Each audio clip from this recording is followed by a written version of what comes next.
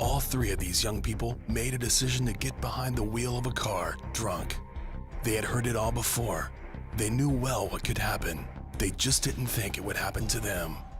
I'd be like, whatever. You know, I've seen the DUI videos and driver's ed.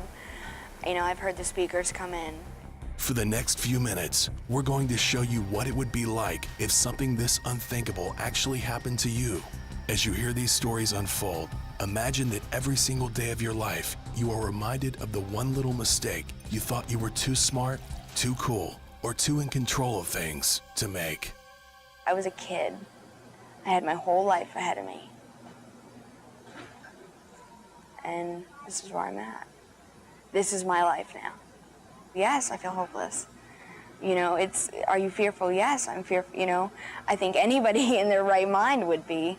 It's very, very scary. Darby Stevens was 19 when it happened. She had just finished high school and was working odd jobs, trying to decide what she wanted to study in college. Her parents took their first vacation since Darby was born and left her home alone. My parents pretty much, you know, knew I was responsible. You know, I was, quote unquote, a responsible child, you know.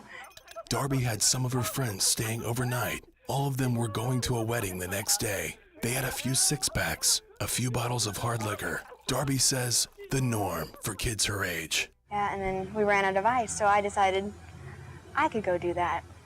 Yeah. Yeah, you learn real quick what you can and cannot do. Darby headed onto the highway to find a package store just one exit away.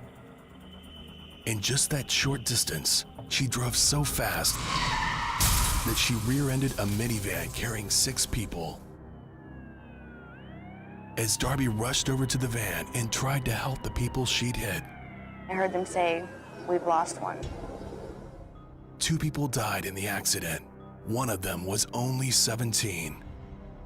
I don't expect anybody to be able to fathom that, but it's shock.